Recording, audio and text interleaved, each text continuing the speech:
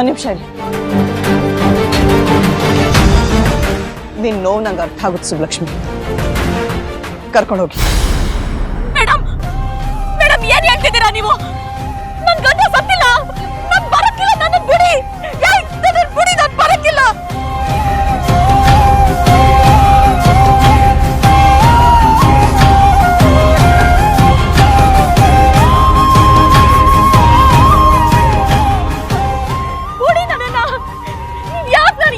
ಕೇಳ್ತಿಲ್ಲ ನೋಡಿ, ಅವ್ರು ನನ್ ಗಂಡ ಅಲ್ಲ, ಅವ್ರು ನನ್ ಮಾವ ಅಲ್ಲ. ನನ್ ಮಾತ್ ಕೇಳಿ, ದಯವಿಟ್ಟು ನನ್ ಮಾತ್ ಕೇಳಿ.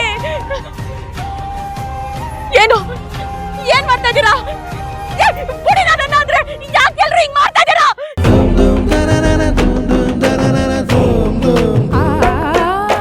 ನನ್ ಗಂಡ ಬದುಕಿರುವಾಗ ನನ್ಗೆ ಹಿಂಗೆಲ್ಲ ಮಾಡೋದನ್ನ ನಾನು ಬಿಡಕ್ಕಿಲ್ಲ, ನಾನು ಬಿಡಕ್ಕಿಲ್ಲ ಅಂದೆ.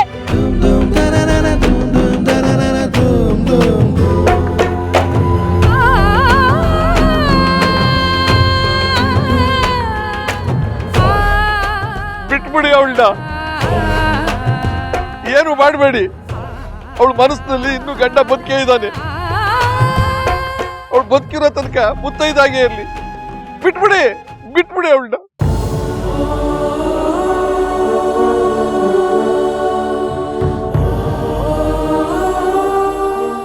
ರಾಯರೇ, ಇದನ್ನೆಲ್ಲ ನನ್ನ ಕೈಲಿ ನೋಡಕ್ಕಾಗಲ್ಲ. ಕಾರ್ಯ ಮುಗಿಸ್ಬಿಡಿ.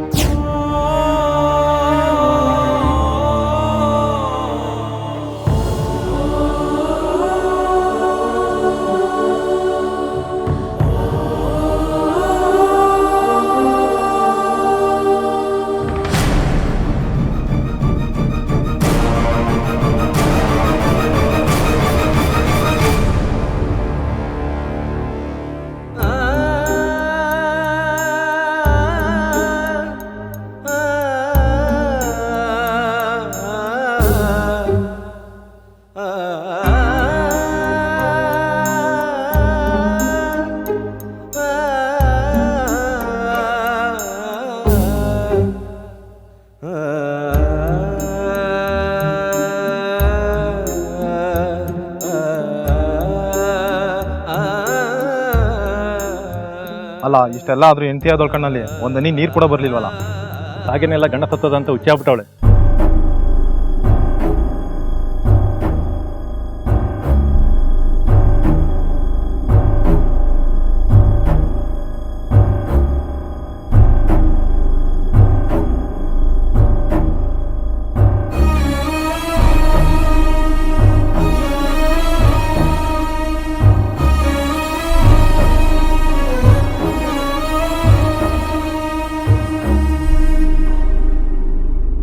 ಸ್ವಲ್ಪ ನಿಲ್ಲಿಸಿ.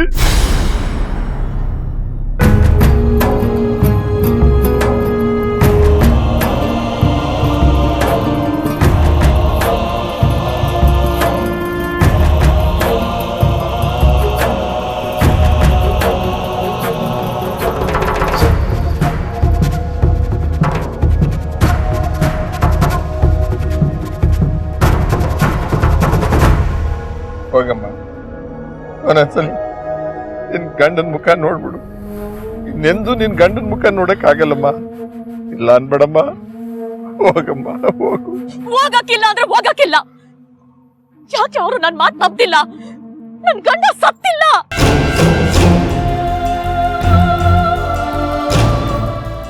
ಕರಳಿಗೆ ಗೊತ್ತಾಗದೆ ಇರ್ಬೋದು, ಆದ್ರೆ ಕೊರಳಿಗೆಲ್ಲ ಗೊತ್ತಾಗ್ತೈತೆ. ಅದು ನನ್ ಗಂಡ ಅಲ್ಲ, ನನ್ನ ಗಂಡ ಸತ್ತಿಲ್ಲ.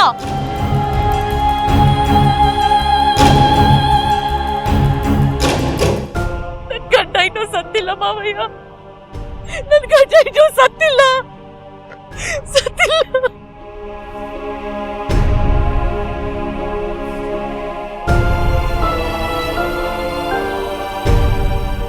ರಾಯರೇ, ಶುರು ಮಾಡಿ.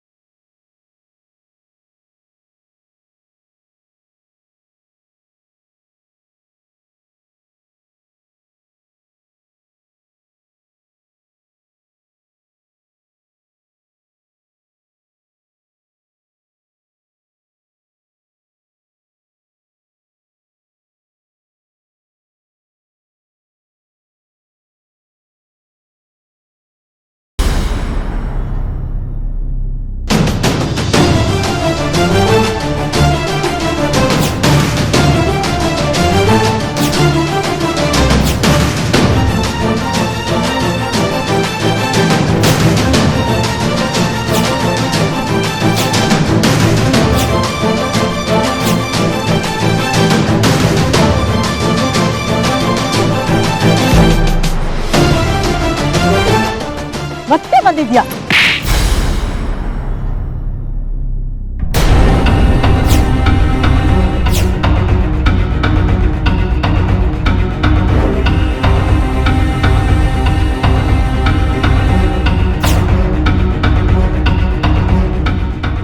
ನೋಡೆ ನನ್ ಮಗನ ಗತಿ ಏನಾಗೈತೆ ನೋಡು. ನಿನ್ ಸಹವಾಸ ಮಾಡಿ ಬೆಂಕಿಲ್ ಬೇಯ್ತಾವನಲ್ಲೇ. ನಾವೇನ್ ಅನ್ಯಾಯ ಮಾಡಿದ್ದ ನಿನ್ಗೆ?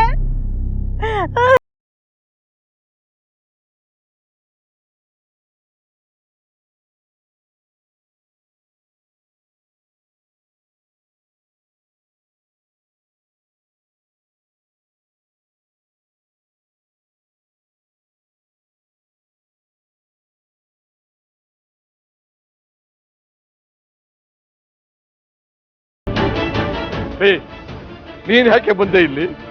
ಅವ್ನು ಸತ್ತು ಅವ್ನು ಬೆನ್ನಿಗೆ ಬಿದ್ದಿದ್ದೀಯ. ಹೋಗು, ನೀರಿಗೆ ಬಿದ್ದು ಸತ್ತು ಹೋಗು, ಆಗಲಾದ್ರೂ ನಮಗೆ ನೆಮ್ಮದಿ ಸಿಗುತ್ತೆ. ಹೋಗೆ.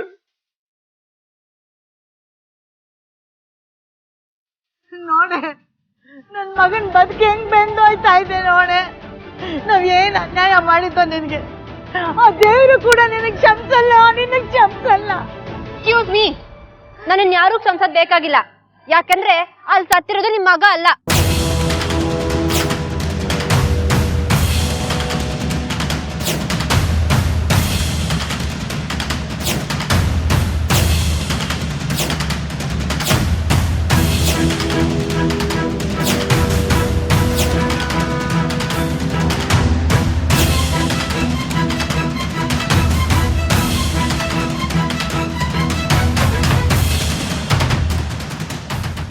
ಶನಯ್ಯ, ಏನ್ ಮಾತಾಡ್ತಾ ಇದ್ಯಾ ನೀನು? ನಿಂಗೇನ್ ತಲೆ ನೆಟ್ಗಿದ್ಯಾ ಇಲ್ವಾ? ನಿಜಾನೇ ಹೇಳ್ತಾ ಇದೀನಿ, ನೀವು ಬೆಂಕಿ ಇಟ್ಟಿರೋದು ಗುರುಗಲ್ಲ, ಇನ್ಯಾವುದೋ ಹೆಣಕ್ಕೆ.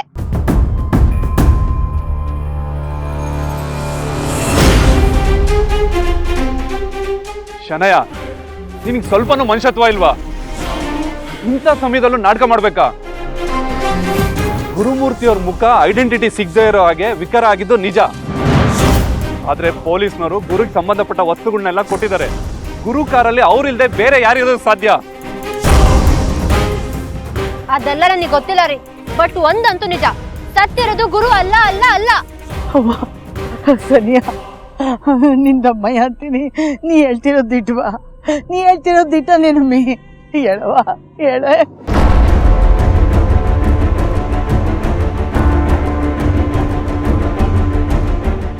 ನೋಡಿ, ಇಂಥ ಟೈಮಲ್ಲಿ ಸುಳ್ಳು ಹೇಳೋ ಅವಶ್ಯಕತೆ ನನಗಿಲ್ಲ.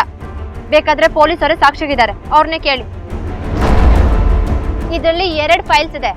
ಒಂದು ನೀವು ಗ್ಯಾರಿ ಅಂತ ಸುಡ್ತಾ ಇದ್ದೀರಲ್ಲ, ಅದ್ರ ಪೋಸ್ಟ್ ಮಾರ್ಟಮ್ ರಿಪೋರ್ಟ್ಸ್. ಮತ್ತೊಂದು ಗ್ಯಾರಿ ಇದು last year medical checkup reports.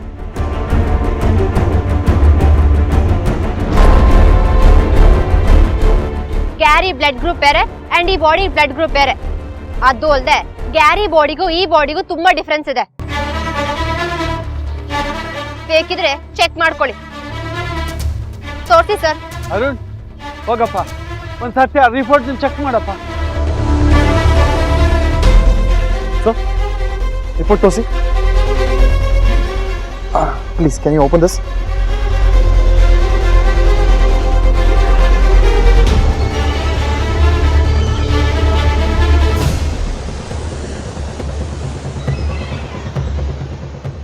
ಅಂದ್ರೆ ಇಬ್ರು ರಿಪೋರ್ಟ್ಸು ಬೇರೆ ಬೇರೆ ಇದೆ. ಅಂದ್ರೆ ಗುರುಮೂರ್ತಿ ಅವ್ರು ಸತ್ತಿಲ್ಲ?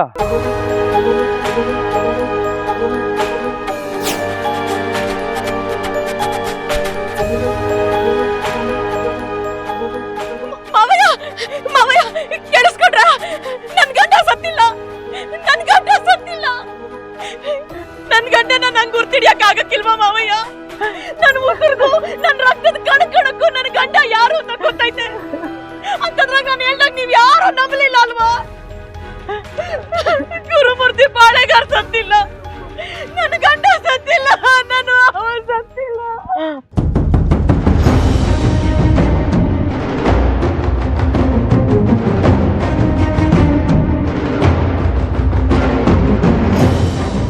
ಹೌದು, ನನ್ ಗ್ಯಾರಿ ಸತ್ತಿಲ್ಲ.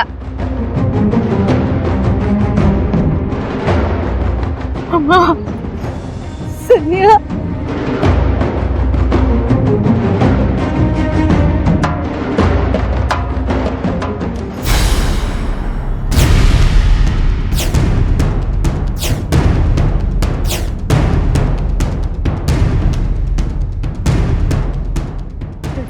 ಕ್ಷಮಿಸ್ಬಿಡ ಕ್ಷಮಿಸ್ಬಿಡು ನನ್ನ. ನಿನಗೆ ಬಾಯಿಗೆ ಬಂದಂಗೆಲ್ಲ ಬೈದ್ಬಿಟ್ಟು ತಪ್ಪಾಯ್ತು ಕಣವ, ನನ್ನ ತಪ್ಪಾಯ್ತು. ನನ್ನ ಮಗನ ಉಳಿಸ್ಕೊಟ್ಬಿಟ್ಟೆ ನೀನು, ನನ್ನ ಮಗನ ಉಳಿಸ್ಕೊಟ್ಬಿಟ್ಟೆ ನೀನು. ಅವಳೇ ನಿಮ್ ಮಗನ್ ಬದುಕಿಸ್ಕೊಟ್ಟಿಲ್ಲ.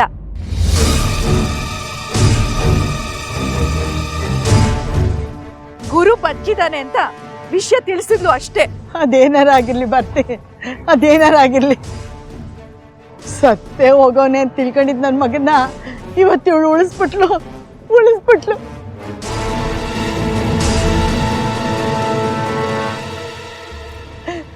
ಇದೊಂದು ವಿಷಯ ಸಾಕು ನನ್ನನ್ನು ಬದುಕ್ಸೋಕೆ. ನಾನು ಅವನ ಜೊತೆನೆ ಹೋಗ್ಬಿಡೋಣ ಅಂತ ಅನ್ಕೊಂಡ್ಬಿಟ್ಟಿದ್ದೆ, ಆದ್ರೆ ಇವಳೊಂದು ಮಾತಿಂದ ನಾವು ಬದುಕೊಂಬಿಟ್ಟೆ. ನೋಡಿ, ಕ್ಯಾರಿ ಅಂತ ತಿಳ್ಕೊಂಡು ಈ ಥರ ಎಲ್ಲ ಮಾಡೋದನ್ನ ನನ್ನ ಕೈಲಿ ನೋಡಿ ಸಹಿಸ್ಕೊಳಕ್ ಆಗ್ಲಿಲ್ಲ, ಅದಕ್ಕೆ ಬಂದು ಹೇಳ್ದೆ. ಅದೆಲ್ಲ ಸರಿ, ಗುರುಮೂರ್ತಿ ಎಲ್ಲಿದ್ದಾನೆ? ಇಷ್ಟು ದಿನ ನೀನೆಲ್ಲಿದ್ದೆ?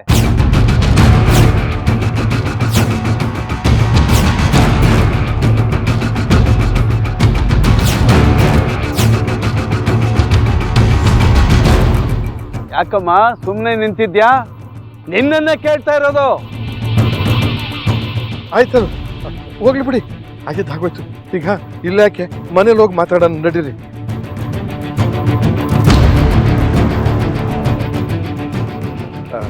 ಗುರುಮೂರ್ತಿ ಅಂತ ಯಾವುದೋ ಗೊತ್ತು ಗುರಿ ಇಲ್ಲದೆ ಇರೋ ಹೆಣಕ್ಕೆ ನಾವು ಸಂಸ್ಕಾರ ಮಾಡ್ಬೇಕಾಗಿ ಬಂತು. ಏನೋ ಅವನ ಹೆಣಲ್ಲಿ ಬರ್ದಿತ್ತು, ನಮ್ಮ ಕೈಯಲ್ಲಿ ಸಂಸ್ಕಾರ ಮಾಡೋದು ಅನ್ಸುತ್ತೆ. ನಡ್ರಿ ನಡ್ರಿ, ಹೋಗೋಣ ನಡ್ರಿ. ಕೌಶಲ್ಯ, ನಡಿಯಮ್ಮ.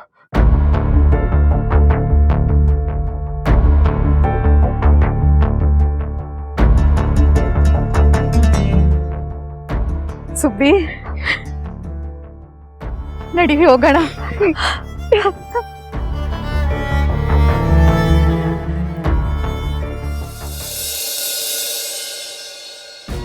ಎಲ್ರೂ ಹೀಗೆ ಮೌನವಾಗಿ ಕೂತ್ಬಿಟ್ರೆ ಹೇಗೆ?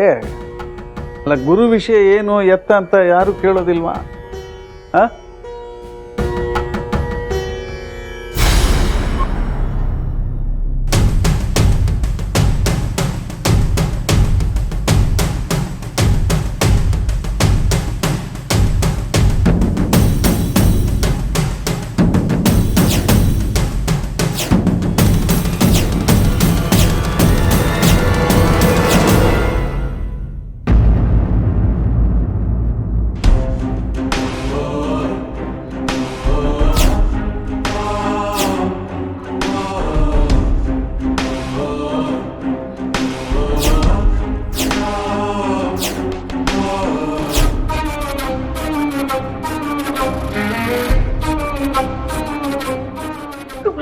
ಸರಿಯಾ?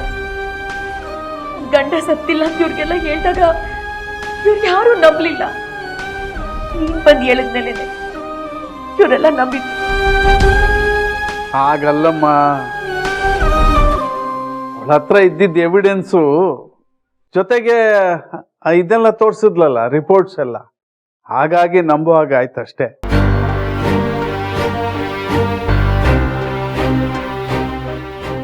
ಆಮೇಲೆ ನಮಗೆ ಗೊತ್ತಾಗಿದ್ದು ಆ ಬಾಡಿ ಗುರುಮೂರ್ತಿದಲ್ಲ ಅಂತ. ನನ್ ಗಂಡನ್ ಗುರ್ತಿಡಿಯಕ್ಕೆ ನಂಗೆ ಯಾವ ರಿಪೋರ್ಟ್ಗಳು ಬೇಕಾಗಿಲ್ಲ ಅಂಕಲ್. ರಿಪೋರ್ಟ್ನಾಗೆ ಅವ್ರ ರಕ್ತದ ಗುಂಪು ಏನು ಅಂತ ಇರ್ಬೋದು, ಆದ್ರೆ ನನ್ನ ರಕ್ತದ ಕಣ ಕಣದಲ್ಲೂ ಮಾವಾನೆ ಅವರೇ.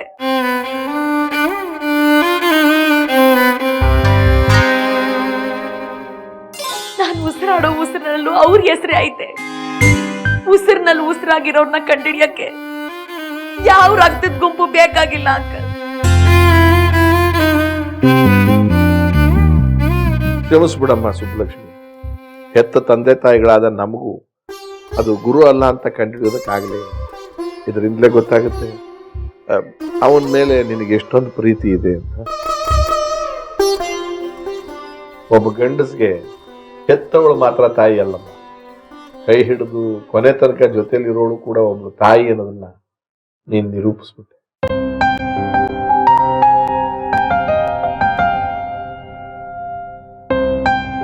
ಇದು ಒಳ್ಳೆ ಚೆನ್ನಾಗಿದೆ. ಅದು ಗುರು ಅಲ್ಲ ಅಂತ ಸಾಕ್ಷಿ ಸಮೇತ ಕಂಡಿಡ್ದೋಳ್ ನಾನು, ಆದ್ರೆ ಹೊಗಳ್ತಾ ಇರೋದು ಇವಳನ್ನ. ಅದೇ ಮಾತನ್ನೇ ಅವರು ಹೇಳ್ತಿರೋದಮ್ಮ. ಬೇರೆಯವ್ರಿಗಾದ್ರೆ ಹಾಗೆ ಕಂಡುಹಿಡಿಯಕ್ಕೆ ಬೇರೆ ಏನಾದರೂ ಗುರುತು ಬೇಕು, ಆದರೆ ನಮ್ಮ ಸುಬ್ಲಕ್ಷ್ಮಿಗೆ ಪ್ರೀತಿನೇ ಗುರುತು.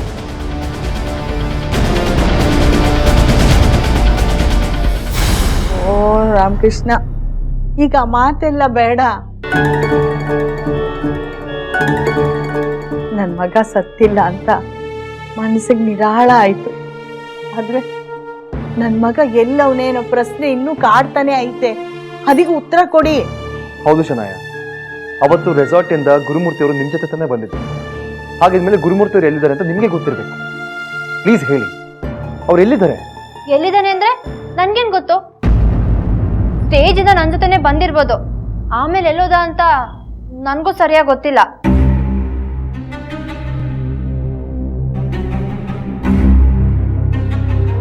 ನೀವು ಗುರುಮೂರ್ತಿ ಅಂತ ಬೇರೆ ಯಾವ್ದೋ ಡೆಡ್ ಬಾಡಿಗೆ ಅಂತ್ಯಕ್ರಿಯೆ ಮಾಡ್ತಿದ್ರಲ್ಲ, ನಿಮ್ ಕನ್ಫ್ಯೂಷನ್ ಕ್ಲಿಯರ್ ಮಾಡೋಣ ಅಂತ ಬಂದ್ರೆ ನನ್ ಮೇಲೆ ಗೂಬೆ ಕೂರಿಸ್ತಾ ಇದ್ದೀರಾ? ಅಲ್ಲಮ್ಮ ಶನಾಯ, ಆಕ್ಸಿಡೆಂಟ್ ಆದ ಕಾರು ಗುರುದಲ್ವಾ ಹಾಗಾದ್ರೆ? ಹೌದು, ಅದು ಗ್ಯಾರಿದೆ, ಗ್ಯಾರಿ ಕಾರೆ. ಗ್ಯಾರಿ ಎಲ್ಲಿ ಹೋದ ಅಂತ ಒದ್ದಾಡ್ತಿರ್ಬೇಕಾದ್ರೆ ಒಂದ್ ಕಡೆ ಈ ಸಾಲ್ಗಾರ ಕಾಟ, ಇನ್ನೊಂದ್ ಕಡೆ ಈ ಸುಬ್ಲಕ್ಷ್ಮಿ ಕಾಟ.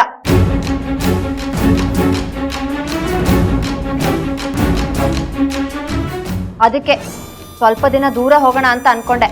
ಕ್ಯಾರಿ ಅಂತೂ ಕಾಣ್ತಿಲ್ಲ. ಅಟ್ಲೀಸ್ಟ್ ಆ ಕಾರ್ನ ಬಿಟ್ಟು ಹೋಗಿದ್ದಾನಲ್ಲ, ಅದನ್ನ ಮಾರ್ದೆ.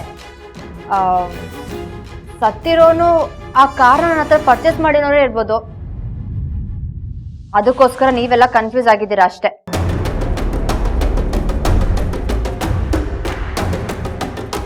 ಕಾರ್ ಡಾಕ್ಯುಮೆಂಟ್ಸ್ ಎಲ್ಲ ಗುರುಮೂರ್ತಿ ಅವರ ಹೆಸರಲ್ಲೇ ಇರುತ್ತೆ. ಅದನ್ನ ನೀವು ಹೇಗೆ ಮಾರೋದಕ್ಕೆ ಸಾಧ್ಯ? Stop this nonsense mister.